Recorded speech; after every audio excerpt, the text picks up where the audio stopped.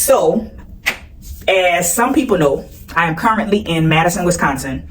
I don't know where I'm going to place this video, if I'm going to place it in the Madison vlog or if I'm going to have it as a standalone video. So, let me tell this story as if it's a standalone video. It is July 5th, 2024, and I am currently in Madison, Wisconsin. I actually used to live in Madison, Wisconsin for a year because I was in a PhD program in sociology at the University of Madison, Wisconsin. Wisconsin sociology. I dropped out. I withdrew from UW. I was here for a year and withdrew. So I only lasted 1 year before I was like, fuck this shit. So what made me leave my program? Long story short, racism, but that wouldn't quite adequately capture it because racism is not always a flattened answer to everything. So let me just tell you what happened. So I was here fully funded on what's called the AOF fellowship, scholarship, something like that. And I forgot what AOF stands for. I'll try to, let me make a motion to remind me, put it here. Something fellowship, I believe. And I was fully funded, plus I had a $30,000 a year stipend to live off of. So I was definitely doing okay in Madison. If you remember my old car, Jade, which was a Toyota Solara, Jade was paid for. I don't remember struggling, but because I like an abundance of money, I did work at Olive Garden when I lived here. I like the quick cash of being a server. So I did have a job while I was here. How do I describe it? Okay. It was time for me to decide. I was in the process of trying to decide what I wanted to do for my dissertation. And I love ethnographies. Ethnographies are storytelling of sociological phenomenon. So things like Slim's Table is an ethnography. And it's a story of Chicago in a particular, no, I'm mixing up ethnographies. There's a story, Drake and Clayton. It's like a corner in Chicago, but that's not what I'm talking about. And I decided that I wanted to do an ethnography.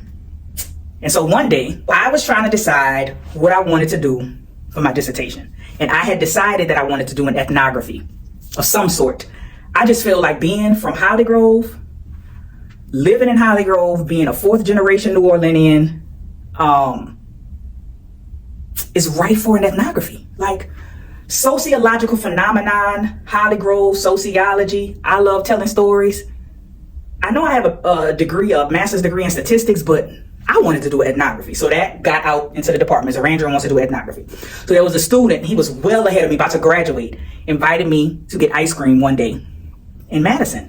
And I was like, sure, why would I have any conundrum meeting you for ice cream?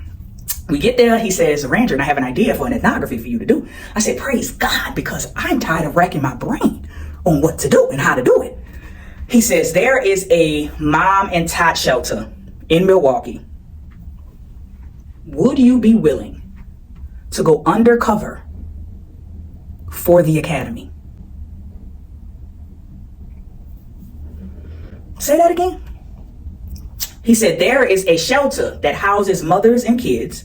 Yes, predominantly mothers of color, predominantly black mothers.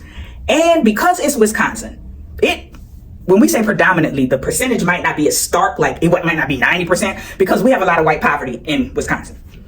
But the bottom line is that you asked me if I would be willing to go undercover as a person living in a shelter. I would have to pretend that I'm living in a shelter to get data for the academy. I'm pretty sure that at 29, 30 years old, hell no, what the fuck, probably flew out my mouth because I wasn't as composed as I am now at 44. And he said, yeah, would you be willing? It's data for the academy and you want to do ethnography. I said, so what you're asking me to do is lie to people who look like me and potentially like my mama, like my cousins, like my aunties, like my grandma for the academy. He said, of course, yes, he a white dude. White dudes twist things. And he was like, well, you don't have to really look at it like that. And da-da-da-da-da. I was already considering leaving. That probably put the nail in the coffin with this much left of the nail. So that ends, that ice cream date ends. And then I had a friend who was, I believe in Michelle's cohort, who we here for their 10-year vow renewal. Our friend is not here. He came up in conversation at brunch, but he was doing ethnography. He is a Ghanaian American person who was raised in Brooklyn, but born in Ghana. And he was struggling with his theories. See, Wisconsin sociology, if you look at U.S. News and World Report and you rank PhD programs by ranking from 1 to whatever, the top programs for sociology, psychology, anthropology, the soft sciences are going to be theoretical programs. It is rare that you're going to see an applied or practical doctoral program that ranks higher than a thinking program. UW-Madison at the time that I was here was ranked #1 sociology program in the country, which is probably why they could fund us and all this shit. So UW prides itself on producing theory, producing the thought of sociology. So remember I said mine, the nail was this much. What made it this much was the next part of the story. So my friend 2 courts ahead of me is struggling because he's trying to develop a theory. Remember, UW claims that it likes to produce theories. In my theoretical, I got a theory that black people from the hood are walking theorists.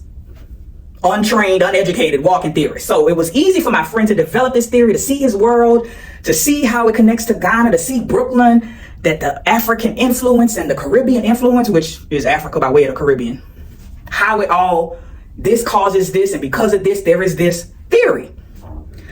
But there is something in sociology called the canon. And the canon are a group of essentially dead white non-American men. Bourdieu, Foucault, there are probably 6 people in the canon, and because I've been out of school for 15 years, I can't think of them all. But Bourdieu is actually one of my favorite writers in sociology, not in the world. And if you are going to produce a theory, so if I or my friend creates a theory, you can't just say, I, as this Ghanaian American young boy in Brooklyn, saw these things in my world, and I theorize that this was a result of that. You can't just say that. You must take what you think happened in Brooklyn and run it through existing theory. That put the nail in the coffin from here to here. Because guess what? Neither Foucault nor Bourdieu, Parisian Frenchmen, lived in Hollygrove. So either I'm just not going to do it. I'm not going to dilute my experience in Hollygrove by running my theory through dead white Frenchmen.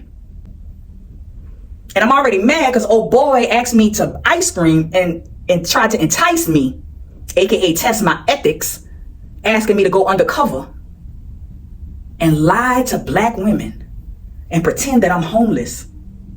But meanwhile, I'm gathering their stories and their narratives for the academy. Let me tell you something. The academy can kiss my ass.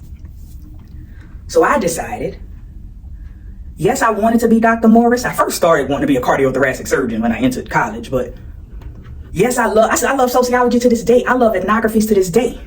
But I don't need to have a PhD behind my name if this is what it takes. Now, this ain't no slight to nobody who chooses to stay. None of my friends who are now PhDs, who still had to create theoretical frameworks. But I knew that the power inside of me was far greater than being diluted by existing theoretical frameworks.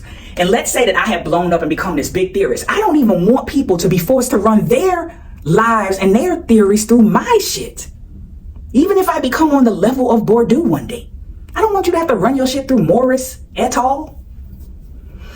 So by the time May came of 2009, I had squarely decided.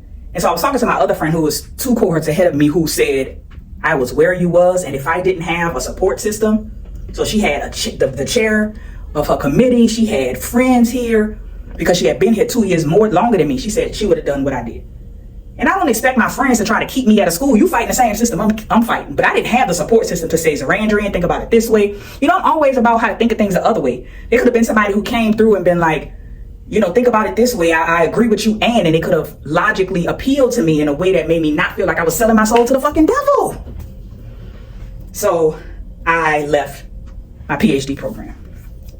I was given, I believe, 3 years to decide if I ever wanted to come back, and I would still have my full funding, and I never came back. And 15 years later, but I made myself a promise when I was leaving. I'm gonna do everything without the PhD that I would have done with the PhD. And I'm happy to say, I have Columbia professor for 8 years in the School of Social Work. lead trainer for the New York City Department of Health and Mental Hygiene, the nation's largest city public health department. Resigned from that position, launched and created a social impact strategy consulting group that has signed at least $1 million worth of contracts and subcontracted with women of color. Launched Funny Acting Black Girl, which is a conversational product-based business that takes the thoughts and emotions of black girls and puts it on framed and wearable art. Check out Funny Acting Black Girl. And there's so much more in the pike for me to come. I was sitting on the lake today and I was like, did I make the right decision? I was in my feelings. And I literally felt, yes. It's easy and it's as plain as day, yes. So I dropped out of UW-Madison after a year. I kept all my friends. We all still keep in touch. I actually just worked with one of my other friends on the one who said she would have left too if she didn't have the social support system. She is now the head of DEI at a UW office here at UW-Madison. We just worked together on something last year. So I do not have the PhD, but I am happy. So that is what made me leave my PhD program, is being forced to run my brilliance, other people being forced to run their brilliance through existing theory. Like who made that the holy grail of the theories you got to run shit through? You know, I could pick some other people out or had to run my theories through than them people. And being asked to go undercover as a homeless person in a mom and tot shelter to gather data for the academy. My thinking is, as this person was a star student at the time, and if I mention his name and you know anything about sociology, you've heard of this person. If that is what you was asking me to do in 2008, what have you done to get published and all of the shit that you got? What type of ethics have you bypassed? No, thank you. So that's why I dropped out of my PhD program. And I am happy to say that I have done so many things since leaving Madison. I wouldn't even be mad if I had to move back to Madison for something. Madison, I enjoy Madison. It's big enough, small enough. It's quiet enough. It's just the winter time. I just have to be gone for the winter time. I don't want to be here for the winter time. Spring, summer, fall, winter? Hell the fuck no. So anyway, that's that. I don't know how I'm going to stagger these videos, but that is what I'm going to do. Maybe I'll drop this one before I drop the vlog. I don't know. I have never edited a vlog. The thought makes me want to pull the non-existent hair out of my head. Y'all know I got alopecia. Maybe I should tell that story too. How I got alopecia. Thank you for the ideas as I'm talking this through. So yeah, let me go walk on this treadmill and then get ready for the 10-year wedding anniversary of Michelle and Joshua. I'll take y'all along to that too. Peace.